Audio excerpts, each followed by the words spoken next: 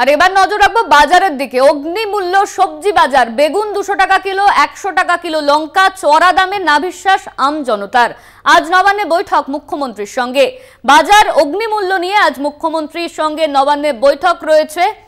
চড়া দামে নাভিশ্বাস আম জনতার। বেগুন 200 টাকা কিলো, 100 টাকা কিলো লঙ্কা।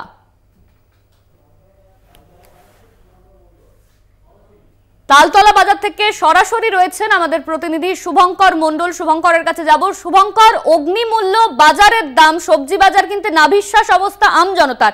আর এই অগ্নিমূল্যকে কেন্দ্র করে আজ নবান্নে বৈঠক রয়েছে। এই মুহূর্তে তুমি যেখানে রয়েছো সেখানে ঠিক কি দেখতে পাচ্ছ? মুখ্যমন্ত্রীর সঙ্গে আজকে কি কি বৈঠক হতে চলেছে?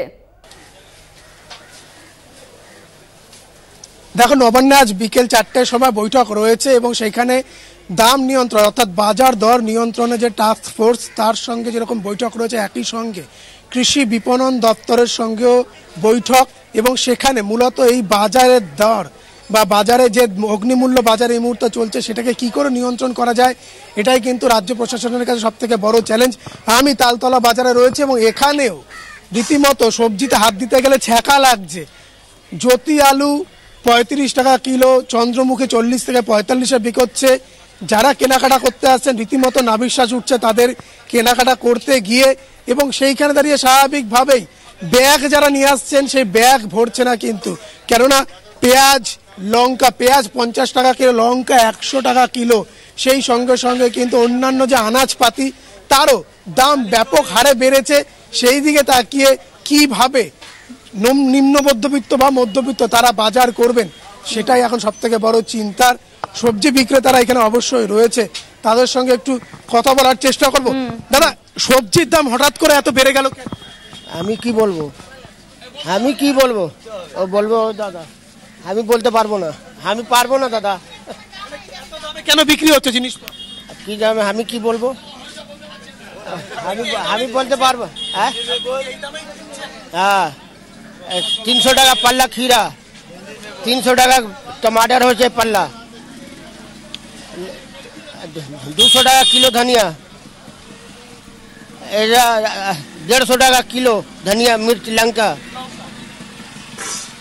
আর কি বলবো, স্বাভাবিকভাবে অনন্যা দেখো প্রত্যেকের ভেতরে সবজি যারা রয়েছেন তারা কি বলছে সবজি তাদের সঙ্গে কথা বলবো, অবশ্যই তাদের সঙ্গে কথা বলবো। এখানে অনেকেই রয়েছেন।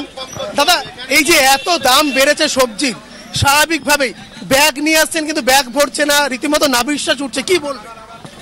কি এখন যেরকম দাম আছে সেরকম নিতে হবে, অল্প করে নেওয়া হচ্ছে। যেমন আগে বেশি পরিমাণ নেওয়ার, এখন অল্প পরিমাণে নেওয়া হচ্ছে, কিন্তু খেতে তো হবেই, তো পেটের ব্যাপার জানেনি। আজকে নবান্নে মুখ্যমন্ত্রীর বৈঠক রয়েছে টাস্ক ফোর্সের সঙ্গে যারা এই বাজার দর নিয়ন্ত্রণ করে এবং কৃষি বিপণন দপ্তরের সঙ্গে। কোনো আশার আলো দেখছেন? দাম কি কিছুটা কমতে পারে বলে আপনি আশা করছেন? কমা উচিত। এখন ওদের বিচার কি করে দেখা যাক। দাম কমলে আমাদেরও ভালো হয়, সাধারণ লোকের একটু ভালো হয়, বাজারটা ভালো মতন করতে পারবে, ভালো মতন খেতে পারবে।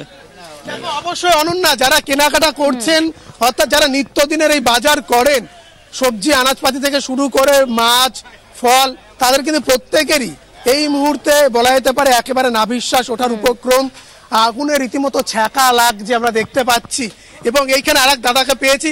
দাদা, যেভাবে বাজার দর বেড়েছে কয়েকদিনের মধ্যে, একদম অগ্নিমূল্য বাজার, কতটা কষ্ট হচ্ছে এই বাজার করতে? নিম্ন মধ্যবিত্ত তো একেবারে নাভিশ্বাস উঠছে। তো কষ্ট তো হবেই, আমরা মিডিল ক্লাস লোক, তো আমাদের তো বেশি কষ্ট হবে। ইলেকশনে সব টাকা আমাদের দিয়ে তুলছে, 50 বার ইলেকশন করাচ্ছে, 50 বার আমাদের সব দিকে দাম বাড়িয়ে দিচ্ছে। আর কি বলবো, বলার কিছু নেই। আজকে নবান্নে মুখ্যমন্ত্রীর বৈঠক রয়েছে, তারা বাজার দর নিয়ন্ত্রণ করে সে টাস্ক ফোর্স এবং কৃষি বিপণন দপ্তরের সঙ্গে।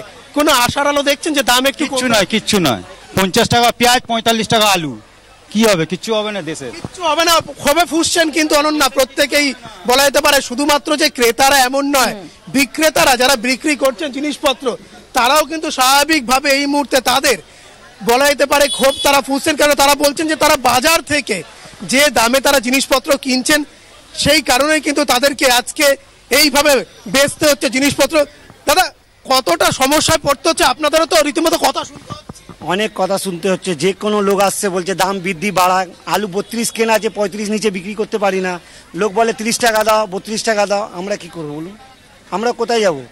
পেঁয়াজ আড়তে 1700 টাকা আছে, 1600 টাকা, 40 টাকা আড়তে আছে, এখানে লোক বলে 40 টাকা দাও। সেটা তো আমাদের দোষ না।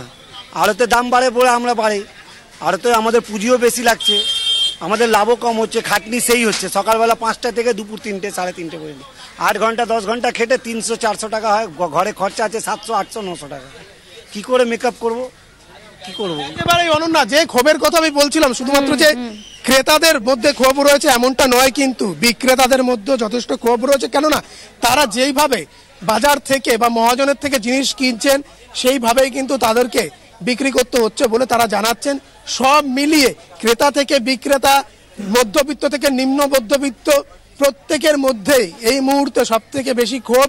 কেননা যে কারণে এই জীবন অতিবাহিত করা বা দিন গুজরান যেটাকে বলে, পেটে কিছু না দিলে পিঠে সইবে না, এবং সেই পেটে দিতে গিয়েই কিন্তু রীতিমতো বলা যেতে পারে সমস্যা, বা বলা যেতে পারে এই অগ্নিমূল্য বাজারে যারা শুধুমাত্র হয়তো শাক নুন বা বলা যেতে পারে একটু আলু সেদ্ধ ভাত খেয়েও বাঁচতেন। শুভঙ্কর, তুমি ঠিক যেমনটা বললে যে বাজারের অগ্নিমূল্য দামে কিন্তু ক্ষোভে ফুঁসছেন ক্রেতা থেকে বিক্রেতা। ধন্যবাদ তোমায়। আমাদের সঙ্গে ছিলেন সরাসরি আমাদের প্রতিনিধি শুভঙ্কর মণ্ডল।